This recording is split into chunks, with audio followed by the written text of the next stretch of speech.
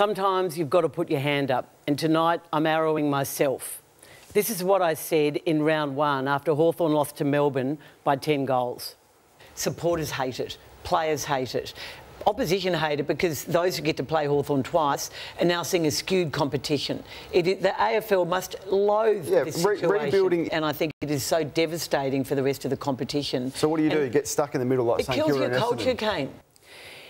In round 2, Hawthorn lost by 13 goals to Sydney, and Sam Mitchell came on the show and said this. If we had have kept Jaeger and Tom, it means that Will Day is not playing in the midfield, and he had a really good performance on the weekend. It means that young Mackenzie is not playing in the midfield either because he's going to be pushed out into some other position. So they have to take positions of these players. Sam, you were right and I was wrong. On the weekend, when the Hawks upset St Kilda, it was Will Day and Dylan Moore. Cam Mackenzie's been pretty good this year too, and of course John Newcombe, who lived up to your expectation.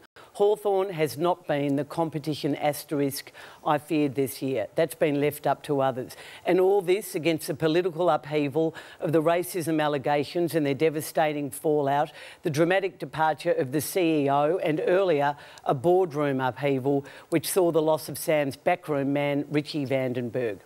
And while you've got me, what a disappointment that Collingwood finally did turn its back on its netball team last week and point the finger elsewhere. So unimpressive.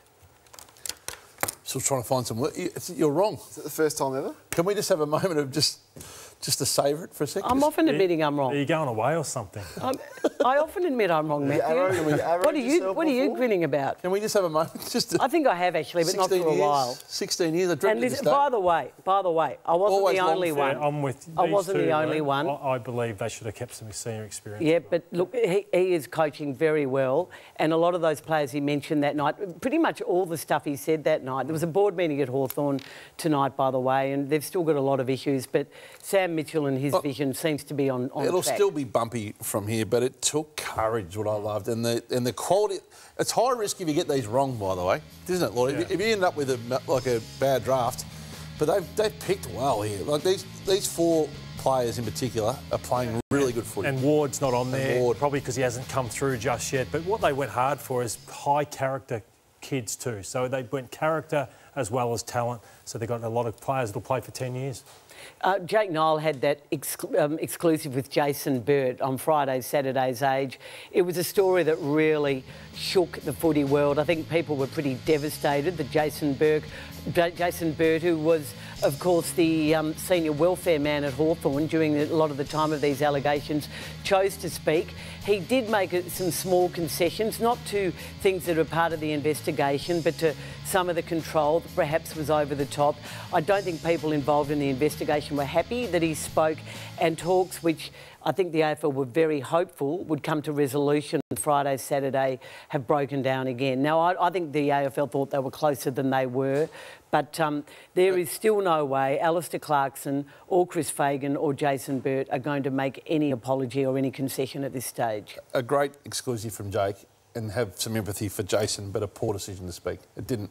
It set the negotiations back on the weekend, and it didn't. It only took us further away. Just showed you the pressure people are under, by the way, so I understand the logic, but it was a wrong decision. I think in the end Hawthorn will make financial settlements with some families, and I don't think we will get apologies from the men I just mentioned. Talk to me about Ross. They've done nothing wrong. Sorry, Caro. Talk to me about Ross. It was a tough loss on the weekend. Yeah, it was, and we all love his personality, and he's captivating to listen to. He was in a really good mood when he spoke to Triple M pre-match. No, but Stevie J, you know. I was hoping he was... Oh, no, he's on that crew tomorrow. I was going to remind him, I'm actually coaching St Kilda, not the Hawks. So, seriously, he's taken it... I thought the duck couldn't get any looser, but he's taken it to a whole new level, hasn't he? But I love the Ams. I'll be back there one day. Keep the seat warm. So I was listening, and we can pick up these things when things go off the rails a little bit and you start to lose some games, but I doubt whether he will maintain that persona for the remainder of the year. And post-match, it was a very different Ross line.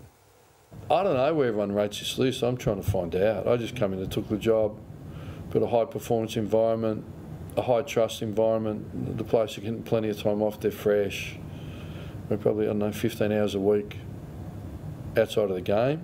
Well, it hasn't been amazing. I think we just worked hard. and worked really hard for our results and got what we deserved early in the year. And I thought we really got what we deserved today. I thought they should have won by 4 or 5 goals. I was chalk and cheese there, Lordo, and you wanted to highlight this. Obviously, there's the players from other lists that on St Kilda's list. That's probably he's overachieved. I think Ross Lyon for where he's at. But just on that, Kane, I hope Ross continues to do what he did pre-game. Obviously, a media conference after the game is very different to what you're doing pre-game. And Craig McRae, they say, are the loosest pre-games that we've ever seen, and people are embracing that because they're winning. So I don't see any issues. Yeah, did you not like it? I didn't like it at all. No, I thought he was quite disrespectful to another radio station that he just had an interview with. He didn't name them, but he said that was sort of the boring stuff. Your radio station? I'm not sure. He wasn't named. Well, he did one other interview. That was on SEN. So I just think when you are that jovial before the game and then it doesn't work out and you're that sombre post-game, I think there's a difference. I think he's just being him. You think that'll continue if they start losing? I had no problem with that. Do you think that'll continue if they start losing? No, because he's famous for not tolerating failure. So you loved it when they're winning, but you don't love it if... I had no problem with that environment from him on any given day. He's right about one thing. The list is not that good. Yep. And by the way, I think Carlton's is overrated too, but definitely St Kilda got a lot of work to do.